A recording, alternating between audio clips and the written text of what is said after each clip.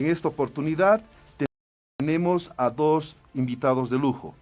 Con nosotros está el doctor en filosofía Blitz Lozada, el mismo que también es docente y escritor en la Universidad Mayor de San Andrés. También nos acompaña la señora Patricia Marín, con estudios superiores en maestría y actualmente es directora del Colegio Da Vinci.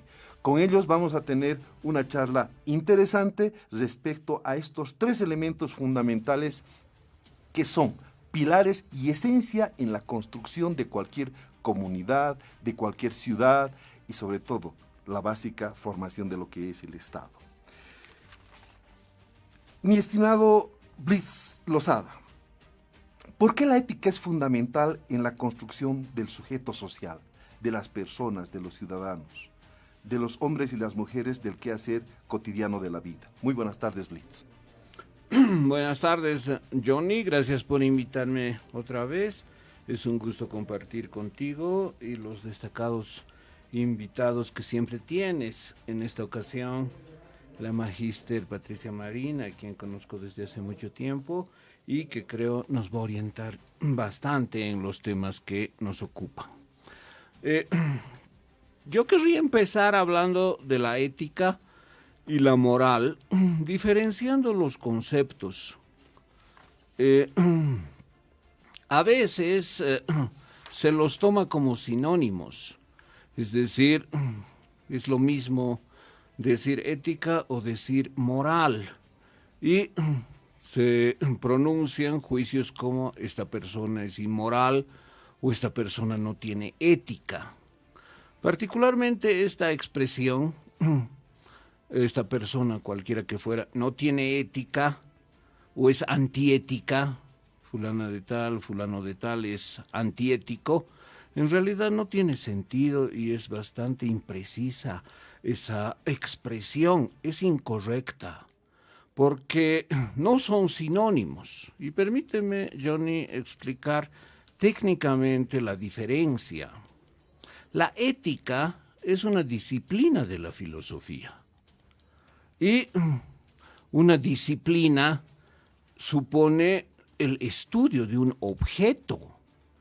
Por ejemplo, la biología es una disciplina y tiene como objeto de estudio la vida. Bios en griego significa vida, logos, estudio, ciencia, tratado, teoría, etc.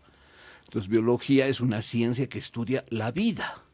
La vida, entonces, es el objeto de estudio de la biología, y eso es evidente desde el nombre. La ética es también una disciplina, es decir, es un conjunto de teorías, es un estudio, es una reflexión sobre otro objeto de estudio. ¿Cuál es el objeto de estudio de la ética? La moral. Entonces, no es lo mismo vida que biología.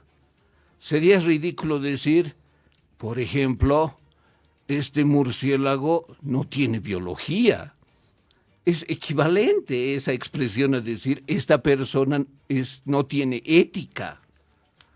Lo que se puede decir, este murciélago no tiene vida. Claro, está en una sopa de murciélago dispuesto a ser comido por alguna asiática, ¿no es cierto?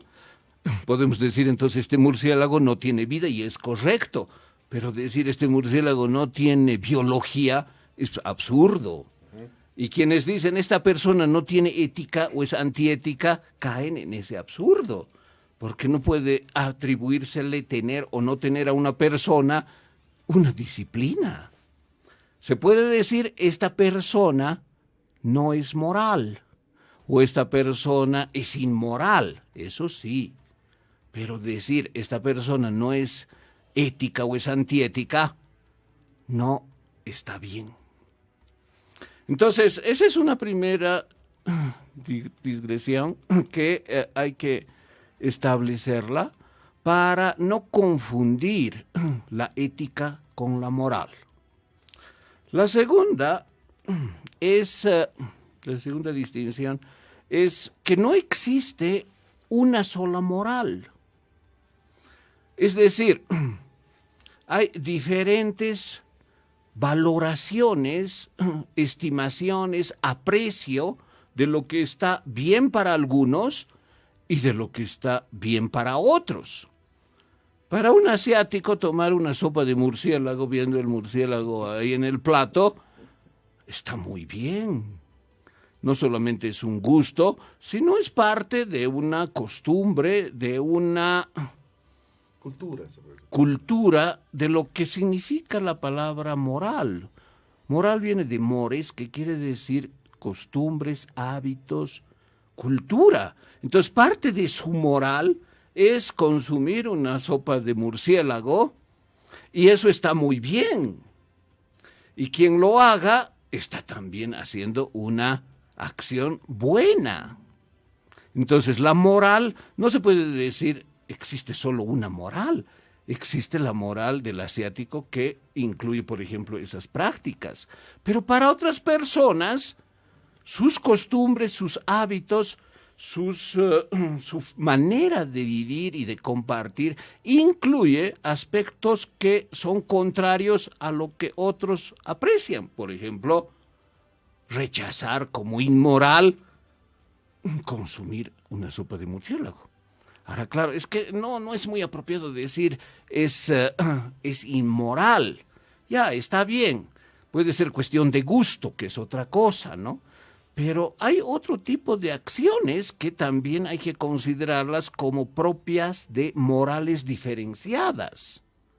Los grupos étnicos tienen pautas de vida, de comportamiento que para algunos están bien y para otros no. Por ejemplo, asistir a una fiesta y embriagarse hasta terminar en el suelo, ¿no? Y si no hay eso, no tiene sentido, no vale. Y eso está bien. O sea, está bien y ese es el valor que tiene para algunas personas compartir, departir con otros miembros de la comunidad y eso es perfectamente moral. También si tenemos en cuenta, por ejemplo, la mafia italiana tenía su propia moral. No se podía hacer lo que cualquiera quería hacer y bastante estricta, bastante codificada. Entonces, la cultura nos da sesgos para comprender que la moral no es única. Ahora sí se puede hablar de una moral moderna, de una moral racional, de una moral capitalista en definitiva, que surge en la modernidad y que está fundada en los valores de la modernidad y de la razón. Esa es otra moral, como hay la moral, por ejemplo, de la mafia, la moral étnica de algún grupo, la moral de un grupo que se ocupa de cualquier actividad, por ejemplo, el AMPA, ¿no?, que tiene hasta su propio idioma. Entonces, no existe la moral. Como es inapropiado aplicar a una persona la palabra ética y decir esta persona es antiética.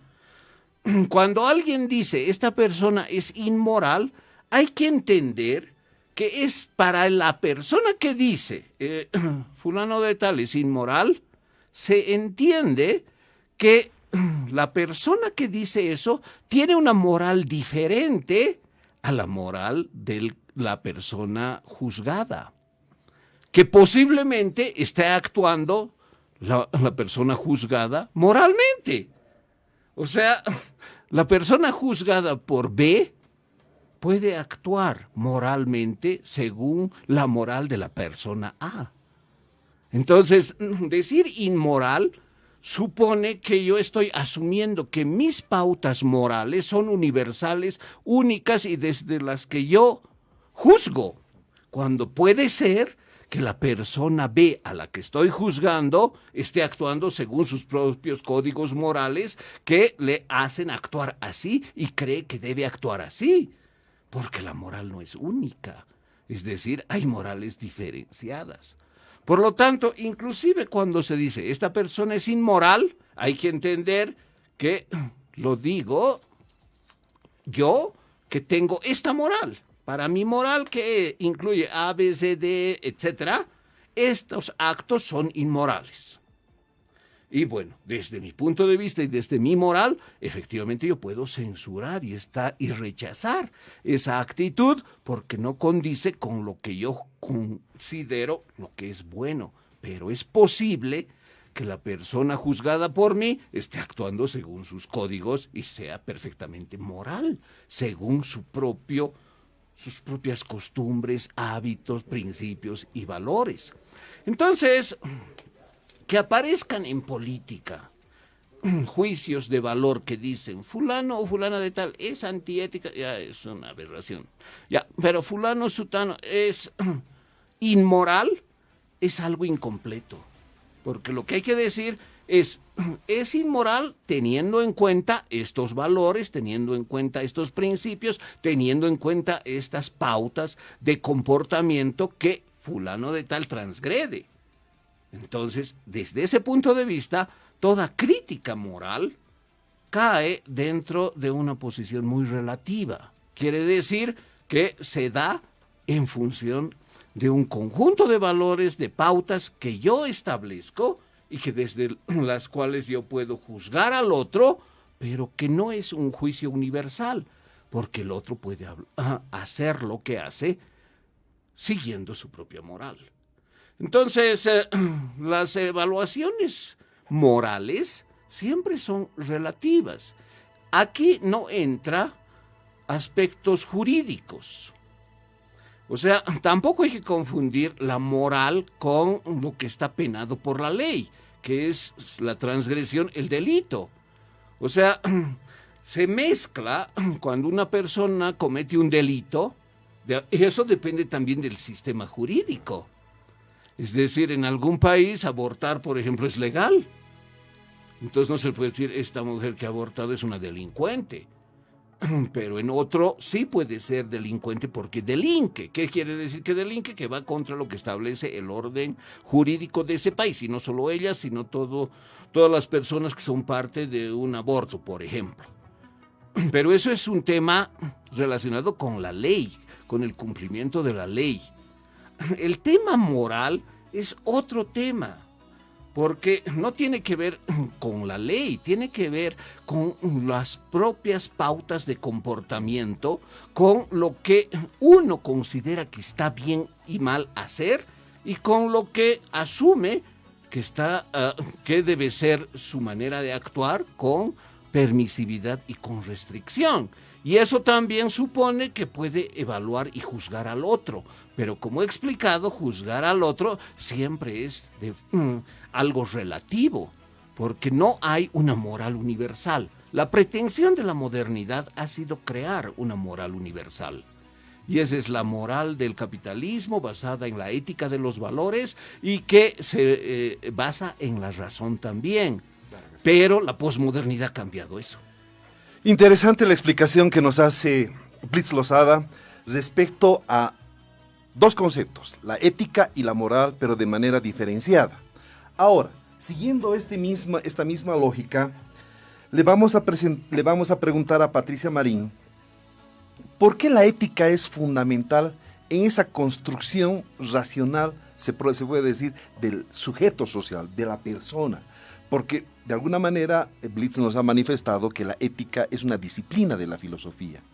Pero al ser también una disciplina de la filosofía, la ética está asociada a lo que es lo axiológico, lo valorativo, aquello que obviamente responde a un orden establecido de valores, de objetos, de situaciones concretas. En este caso, ¿por qué es importante la ética en esa construcción de lo que representa el sujeto social o la propia sociedad? ¿Por qué es fundamental? Justamente por lo que ha dicho Blitz, ¿no? Porque es la reflexión teórica sobre ese hecho social que es la moralidad. La moralidad como hecho social es la explicación de los comportamientos que tiene todo grupo social, aprobados o reprobados. Hay una normatividad ahí, no jurídica, de los comportamientos que son considerados buenos o malos según la sociedad, la cultura y el tiempo histórico, que da el contexto al individuo para elegir sus acciones morales o inmorales, ¿no? Ahora, cuando hacemos la reflexión teórica sobre este asunto, estamos entrando en el campo de la ética. Por ejemplo, una de las grandes discusiones en la ética como disciplina de la filosofía es si los valores son absolutos, los valores morales son absolutos o relativos. sea una racionalidad que nos pueda indicar el camino para llegar a una norma válida para todos. Eso lo buscó Kant, es lo que mencionaba Blitz de la modernidad, ¿no? Con su principio del imperativo categórico, que es un principio formal. Haz o compórtate de tal manera que tu principio de acción pueda ser considerado norma universal. No sé si lo estoy formulando tan bien como Blitz lo podría hacer, pero la idea es esa, ¿no? De que uno pueda pensar antes de actuar. Si toda la humanidad hiciera esto, ¿estaría bien? ¿No? Porque para mí puede estar bien, pero si todo el mundo lo hace, por ejemplo, estoy en una librería, ¿no? Y decido llevarme un libro, ¿no? Nadie me va a ver y digo, bueno, ¿no? Robarte el libro, ¿no? Es una acción que si todo el mundo lo hace, viviríamos entre ladrones, ¿no es cierto? Entonces es un principio racional de moralidad que para mí es discutible, ¿no? Es interesante hablar de todo esto. Pero ha sido utilizado también para que a título de la racionalidad se condenen los valores de muchos otros pueblos que no son los de la cultura occidental europea, ¿no? Entonces sí, hay relativismo en cuanto a la moralidad, ¿no? Cada cultura tiene sus valores morales, en muchos se coincide, se podría decir, son universales, porque tienen que ver también con la defensa de la vida. Por ejemplo, no matar, ningún pueblo va a dar por aprobado eso como moralmente bueno, ¿no? Ese tipo de cosas. Enterrar a los antepasados. La antropología ayuda a conocer mucho, ¿no? Dónde hay equivalencias, dónde hay coincidencias en valores morales. Pero la reflexión teórica sobre el asunto, esa es la ética. Y, digamos, ya entrando al campo de la educación, la obligación o la responsabilidad de los colegios tendría que ser promover la reflexión teórica sobre la moralidad, no ir adoctrinando donde esto es bueno, esto es malo, castigando, vigilando y castigando, como criticaba ya Foucault, ¿no? En este campo de la moral, sino promoviendo la reflexión. ¿Por qué consideramos que esto es bueno y esto es malo? ¿Por qué hay una doble moral, ¿no? Ese tipo de temas que tienen que ver con la convivencia, ¿no? Porque la moral básicamente está vinculada a la convivencia. No es un aspecto aislado de que a mí me parece bien esto y lo hago y hago lo que no me parece mal o lo que no me conviene. Sobre esto hay una discusión larguísima desde los griegos hasta la actualidad y esa discusión debe continuar y nosotros como bolivianos, como bolivianas, deberíamos participar en la discusión en lugar de copiarnos todo lo que se dice o lo que está de moda, ¿no? Promover una reflexión entre los jóvenes sobre esto. A mí me parece eso mucho más importante que estar como el actual ministro pregonando una moral que incluso va en contra de avances como este del derecho al aborto para las mujeres en casos críticos, ¿no? No quiere decir que se aborte por abortar. El derecho a la igualdad de oportunidades entre hombres y mujeres, que la ha cuestionado, ¿no? Entonces, esa moralidad que vienen predicando algunas corrientes cristianas que se han puesto ahora en boga y que van circulando por una serie de medios de comunicación, me parece que eso hay que ponerlo a la reflexión, hay que someterlo al debate, a la crítica, ¿no? Entonces, ahí estaríamos viendo la moral como hecho social, ¿no? Y viendo la ética como la reflexión teórica acerca de la moralidad, de la moral. Interesante, interesante. Acá estamos con dos filósofos que justamente les estamos pidiendo que razonen, mediten y sobre todo nos orienten a los públicos y de la radio sobre estos dos conceptos, ética y moral, que son fundamentales sobre todo en el pensamiento, la racionalidad y en el sentido común también de su aplicación. Ahora, estimado Blitz, si la ética ha sido una disciplina fundamental, ¿por qué los pensadores griegos, por ejemplo, empezaron a pensar la política desde la ética y la moral?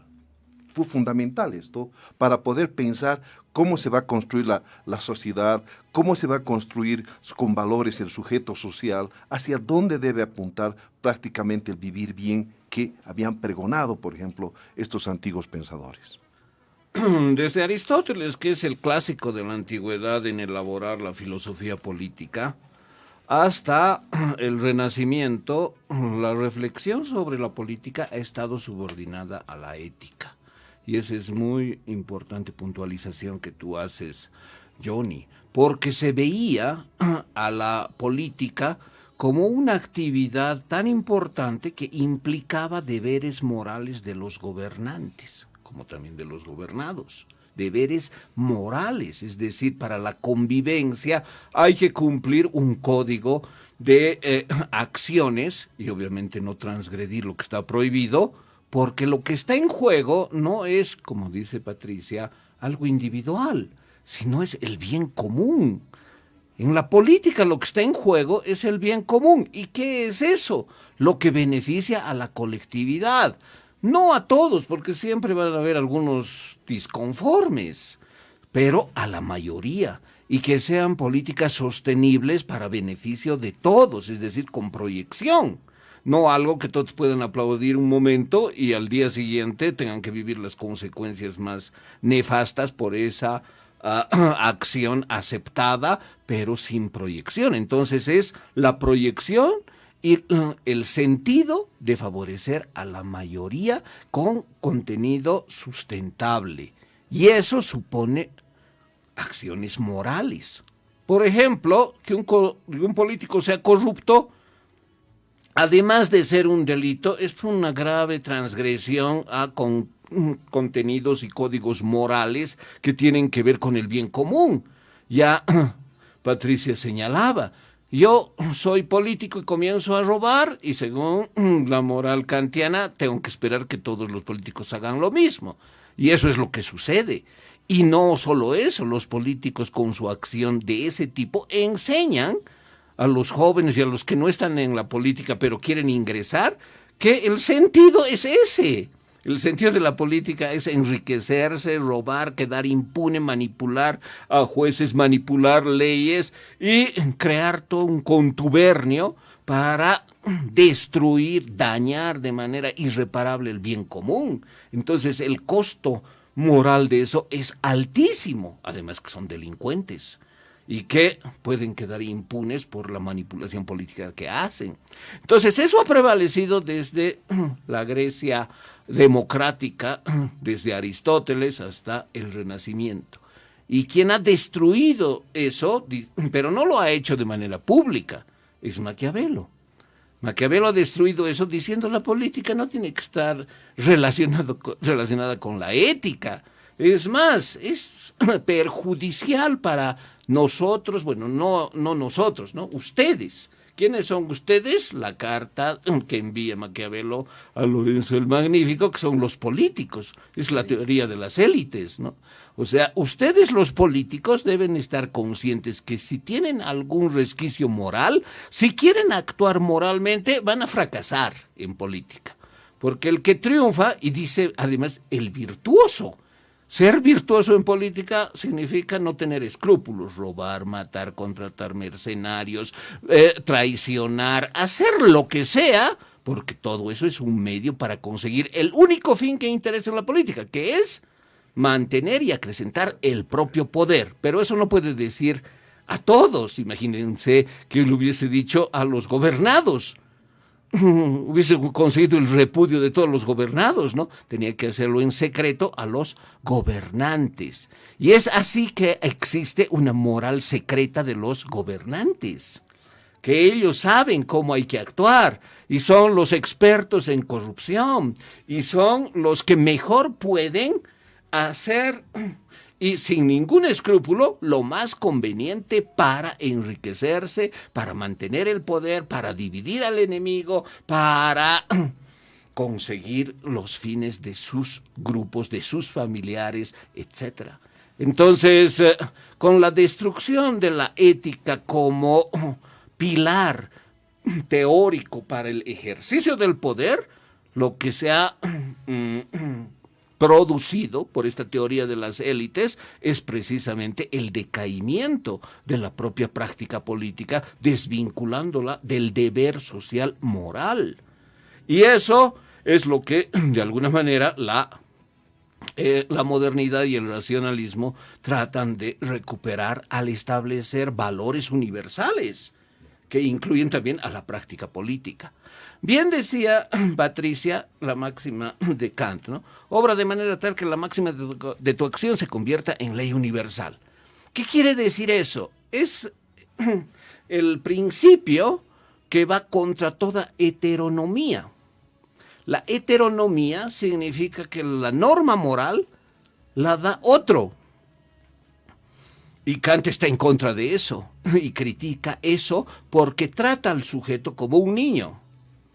Por ejemplo, si uno ve el decálogo del Antiguo Testamento, no matarás, ¿no? O no desearás a la mujer de tu prójimo, etcétera, lo que fuera. Digamos, no matarás.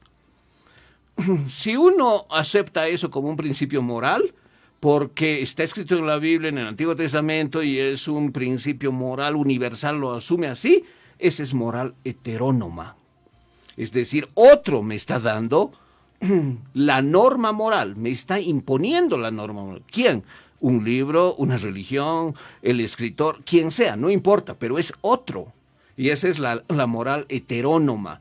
Y cuando otro me impone la moral, yo no soy libre, yo no soy autónomo y no soy racional. Kant lo que propone, lo que establece como la única moral válida es la moral autónoma. Entonces, no hay ningún código universal para Kant. No hay ningún decálogo que todo el mundo debería cumplir y aceptar como la verdadera moral. No, porque esa es moral heterónoma, que me trata como un niño incapaz de discernir. La moral que propone Kant, que establece como la única moral válida, es la autónoma, que quiere decir la norma me la doy yo mismo. ¿Y cuál es la fórmula para darme cuenta? La que acaba de decir Patricia y que yo he repetido. Es decir, voy a hacer algo que espero que todo el mundo lo haga en las mismas circunstancias en las que yo me encuentre. Si mi hijo está a punto de morir y yo no tengo dinero para comprar una medicina y robo una medicina, eso para mí es moral si espero que todo el mundo haga lo mismo en iguales circunstancias. Esa es la moral autónoma. Entonces, el principio no robar no es absoluto en sí mismo. Depende del análisis racional que uno haga y que espere que lo que ha hecho uno mismo, todo el mundo lo repita. Lo peor de la moral, y esa es la gran debilidad de la moral de los políticos, que es que creen que su moral solo vale para ellos. O sea, esperan que sus prerrogativas morales solo tengan valor para ellos. Imagínense el mundo, cómo sería si nosotros, los gobernados, asumiríamos y haríamos lo mismo que los políticos: mentir, robar, traicionar, no cumplir los compromisos. Es decir, el ejemplo que nos dan es un ejemplo destructivo de la sociedad. En lugar de gobernar, destruyen con sus actitudes inmorales. Qué interesante. Estamos en el programa Discurso y Poder por Radio Universitaria San Andrés FM 97.6. Nos vamos a un corte y retornamos en unos minutos, por favor. Gracias.